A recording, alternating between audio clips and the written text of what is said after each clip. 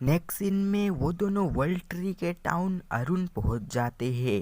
किरीटो कहता है world tree, लीफा कहती है इसमें कोई शक नहीं है, ये है इस दुनिया का सबसे बड़ा शहर। किरीटो कहता है आखिर हम यहाँ पहुँच गए। यूई कहती है मैं इतना बड़ा शहर कभी नहीं देखा। लीफा कहती है मैं भी। उस चीज की रोशनी बिल्कुल स्टार की तरह दिख रही है। तभी गेम में अनाउंस होता है कि सर्वर शट डाउन होने वाला है। सुबह के 4 बजे से लेकर शाम के 3 बजे तक गेम मेंटेनेंस करने के लिए प्लेयर्स सब 10 मिनट में गेम को लॉग आउट कर लीजिएगा। लीफा कहती है आज के लिए इतना ही, चलो किसी होटल में लॉग आउट करते हैं। किरीटो कहता है हाँ, फिर चलो एक धर्मशाला ढूंढते हैं, मैंने अपना सारा पैसा उड़ा दिया है। लीफा कहती है ऐसा इसीलिए हुआ क्योंकि तुम सगुया के सामने शॉप दिखा रहे थे और अपना सारा पैसा उन्हें दे दिया, तुम्हें एक होटल के लिए थोड़ा तो पैसा बचाना चाहिए था। और लीफा यूई से पूछती है यहाँ पर कोई सस्ता होटल है।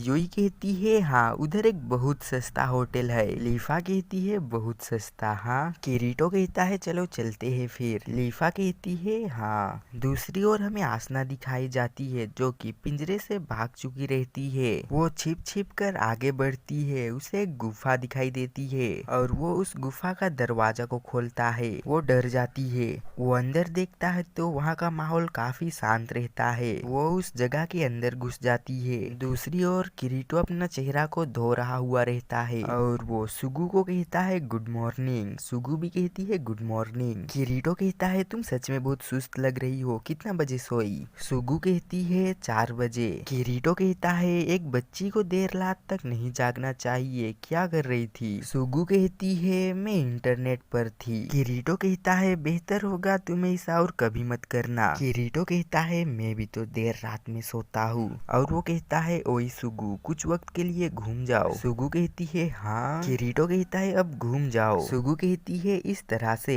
तभी किरीटो ठंडा पानी उसके पीठ में घुसा देता है और तभी सुगु काफी जोर से चीख देती है। दूसरी तरफ आसना काफी चुपके चुपके कदम बढ़ा रही होती है। वो कहती है इसमें कितना समय लगेगा? तभी उसको एक मैप दिखता है और वो कहती है किसी जगह एक कौंसल होगा जहाँ से मैं लॉग आउट कर पाऊंगी। और उसको तभी मैप पर एक्सपेरिमेंट रूम दिखता है और वो सुडू का बातों को याद करता है। दूसरी तरफ किरीटो और सुगु कुछ बना रहे होते हैं। सुगु कहती है बड़े भैया तुम मेरे ऊपर पानी डाले तो तुम्हें मुझे ट्रीट देना होगा, क्या तुम्हें मंजूर है? किरीटो कहता है हाँ। सुगु कहती है चलो आज ही चलते हैं अगर आप बिजी नहीं है तो। किरीटो कहता है मुझे शाम को एक काम करना है और मुझको आज हॉस्पिटल भी जाना है। सुगु कहती है अच्छा। और वो कहती है बड़े भैया क्या मैं भी आपके साथ हॉस्पिटल आ सकता हूँ? किरीटो कहता है हाँ क्यों नहीं, तुम्हारे होने से शायद आसना को कुछ अच्छा लगेगा। सुगु कहती है हाँ चलो अभी खाना खाते हैं। आसना उस रूम में आ जाती है। उस रूम में सभी प्लेयर्स का दिमाग कैद रहता है और आसना दिमाग को देखकर कहती है क्या ये वही है? और वो सुडू का वही बातों को याद करने लगती है। वो कहता है मैं किसी का भी दिमाग को कंट्रोल कर सकता हूँ, किसी का भी दिमाग का याददाश्त को बदल सकता हूँ। और वो ये सब कुछ सोचकर काफी डर जाती है और वो कहती है क्या ये सभी प्लेयर्स का दिमाग है? और वो काफी डरा हुआ रहती है। वो कहती है मेरे होते हुए वो कामयाब कभी नहीं होगा, तुम सब रुको मैं तुम सबको जरूर बचा लूंगी। तभी 2 लोग उस रूम में आते हैं। वो कहता है चलो देखा जाए अभी क्या कर रहे हैं। वो कहता है ये बंदा फिर से उसी लड़की के बारे में सोच रहा है और ये दोनों साइंटिस्ट होते हैं जो कि दिमाग को मॉनिटर करते हैं हर वक्त। सुगु और किरीटो बस स्टॉप में होते हैं। सुगु कहती है तुम्हारा स्कूल का क्या हुआ? किरीटो कहता है स्कूल का क्या? लीफा कहती है तुम अगले साल हाई स्कूल में हुए। किरीटो कहता है जितने भी प्लेयर्स एसएओ से लौटे हैं उनके लिए एक अलग स्कूल बनाया गया है और वहाँ पर जितने भी स्टूडेंट है वो सब स्वॉर्ड आर्ट ऑनलाइन के प्लेयर सब है। हम बिना टेस्ट दिए ही पास हो जाएंगे और हम कॉलेज भी काफी आसानी से चले जाएंगे। सुगु कहती है ये काफी अच्छा है ना, लेकिन ये थोड़ा अजीब भी है। किरीटो कहता है हम लोग 2 साल से एक डेड गेम में फंसे हुए थे, इसीलिए हम पर नज़र बनाए रखने के लिए हमारे लिए एक अलग स्कूल बनाया गया, हमारे मेंटल हेल्थ को जानने के लिए। सुगु कहती है सीरियसली? किरीटो कहता है अगर मैं नॉर्मल हाई स्कूल में भी चला जाऊँ फिर भी मैं ठीक तरीके से एंट्रेंस एग्जाम नहीं दे पाऊंगा और मैं सही से पास नहीं होऊंगा। सुगु कहती है क्या बात कर रहे हो, तुम पास जरूर हो जाओगे और तुम स्मार्ट हो और तुम्हें अच्छे नंबर भी मिलते हैं। किरीटो कहता है मेरे ग्रेड अच्छे हैं लेकिन मैंने 2 साल से पढ़ाई नहीं किया है।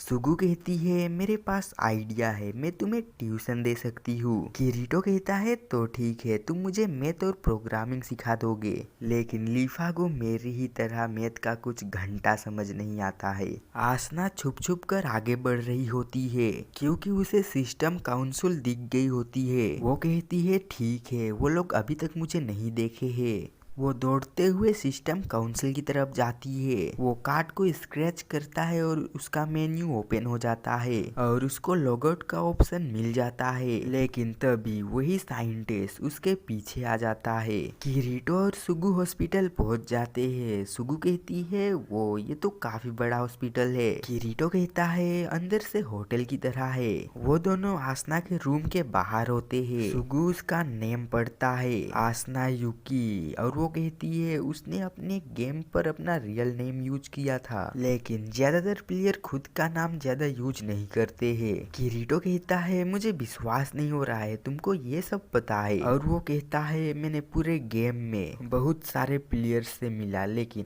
आसना ही एक था जो अपना रियल नेम का यूज किया था। वो दोनों अंदर आते हैं। किरीटो कहता है ये है आसना, नाइट ऑफ ब्लडो का सेकंड कमांडर, और सब लोग इसे कहते थे लाइटनिंग फ्लैश। हालांकि मैं कभी इसका शॉट स्पीड और एक्यूरेसी को मैच नहीं कर पाया। और वो कहता है ये मेरा छोटी बहन सुगु है। सुगु कहती है हेलो आसना, तुमसे मिलकर अच्छा लगा। दूसरी ओर आसना को वो साइंटिस्ट लोग पकड़ लिए रहते हैं। आसना के पास ही लॉग आउट का बटन रहता है लेकिन वो उसे दबा नहीं पा रही होती है। वो लोग आसना को कंट्रोल पैनल से हटाकर उल्टा लटका कर पूछते हैं कौन हो तुम और तुम क्या कर रही थी यहाँ पर। आसना कहती है मुझे अभी नीचे उतारो, मैं सुडू का काफी अच्छा फ्रेंड हूँ और मैं सुडू का परमिशन से यहाँ पर आई थी और मैं अभी ही जाने वाली थी। वो साइंटिस्ट कहता है मुझे तो किसी ने नहीं बताया कि यहाँ कोई होने वाला था आज। और वो दूसरे साइंटिस्ट को पूछता है क्या तुम्हें कुछ मालूम है।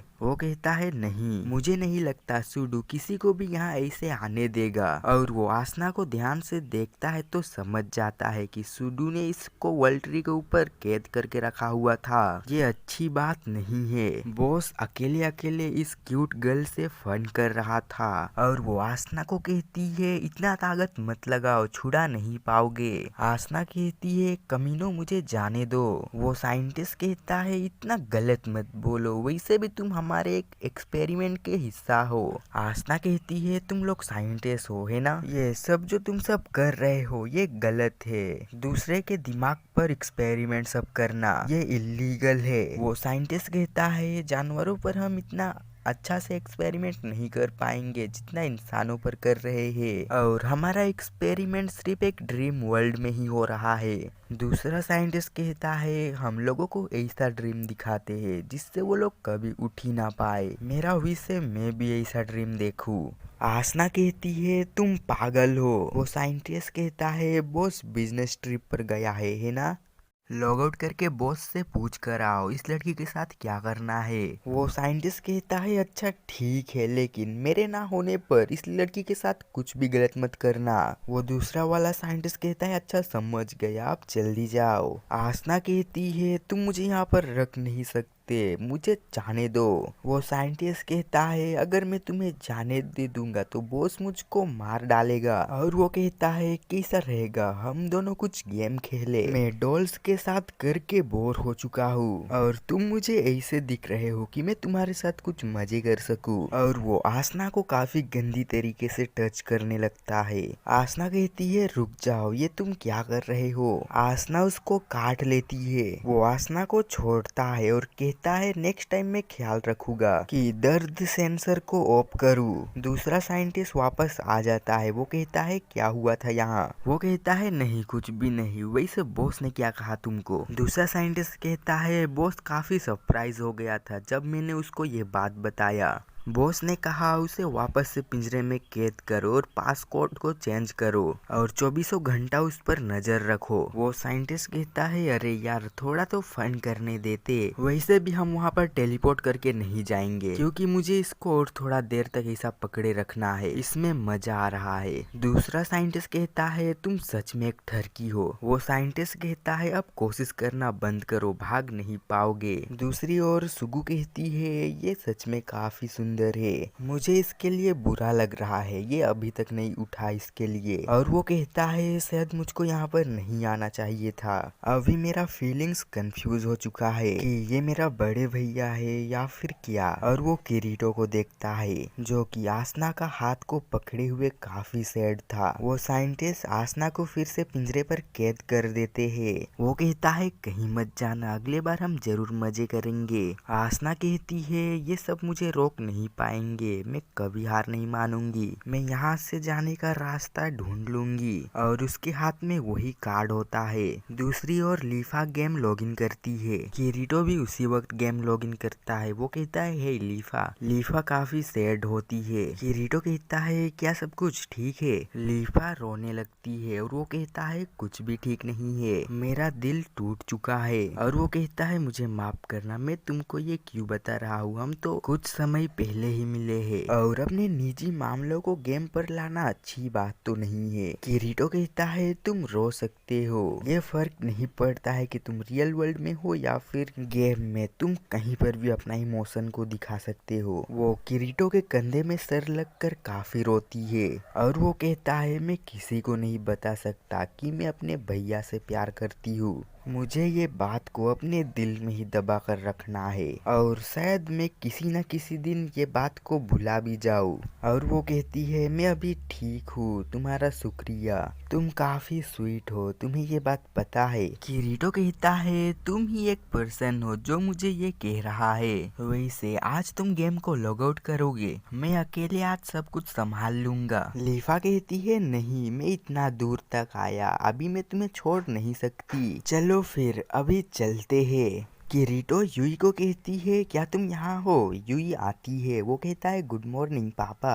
लीफा कहती है गुड मॉर्निंग यूई। और वो किरीटो से पूछती है क्या नेविगेटर पिक्सी सब भी सोते हैं? मैंने कभी तुमसे ये नहीं पूछा, लेकिन क्या तुम मुझे ये बात बताओगे? यूई कहती है नहीं, जब भी डैड गेम लॉग आउट करता है तो मैं अपने को सेट डाउन कर देती हूँ और उसके साथ उसके डाटा में रह जाता हूँ। तुम ये समझ सकते हो कि असली में इंसान कैसे सोते हैं वैसे ही, लेकिन ये ऐसा नहीं है। लीफा कहती है लेकिन तुम नींद की उबासी कैसे लेते हो? यूई कहती है मैं ये सब डैडी से सीखा और डैडी तो 8 सेकंड तक उबासी लेता है। किरीटो कहता है तुम्हें ये सब नहीं बताना चाहिए। वो दोनों टाउन में आ जाते हैं। लीफा कहती है काफी सारे प्लेयर से। किरीटो कहता है तो ये है एल्फहाइम ऑनलाइन का सबसे बड़ा शहर। यूई कहती है यहाँ पर सब तरीके का जाति सब है।